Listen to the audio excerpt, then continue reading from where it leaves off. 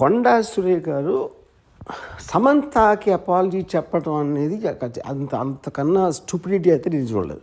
First of all సమంతని ఎక్కడ అవమానించారు? కొండా సురేఖ అవమానించలా, పొగిడారు. యాక్చువల్గా ఎందుకు పొగిడారంటే అక్కడ ఏమంటున్నారు ఆవిడ, నాగార్జున నాగ చైతన్య ఇద్దరు కలిసి ఒక మామగా, ఒక భర్తగా, ఒక కోడలిని, ఒక భార్యని తనకున్న ఒక ఆస్తి కాపాడుకోవడానికి వెళ్ళమని ఫోర్స్ చేస్తే తను కాదని చెప్పి విడాకులు ఇచ్చి వెళ్ళిపోయింది అని. అక్కడ సమంతకు అవమానం ఏంటి? సమంతని పొగిడినది. యాక్చువల్గా అవమానించింది ఎవరిని? అత్యంత జుగుసాగా అవమానించింది నాగార్జున చైతన్యాన్ని.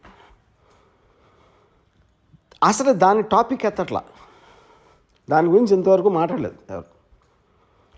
సో ఇప్పుడు ఇలాంటిది చెప్పడం కన్నా అంటే అక్కినేని కుటుంబం అంత ఉన్న హుందాతనం, వాళ్ళకున్న extraordinary reputation, most dignified and reputed, అది ఒకసారి పక్కన పెట్టి ఏ ఇంట్లో అయినా ఒక మామని భర్తని ఇలాంటి ఆరోపణ నేనైతే నా జీవితంలో ఏం లేదు ఇలాంటిది.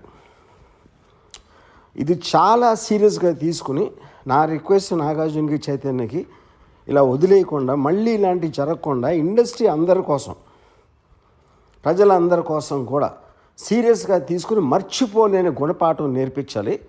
దీనికి తప్పిస్తే మన దగ్గర వేరే మార్గం లేదు. ఇలాంటిది మళ్ళీ జరగకుండా చూడాలి.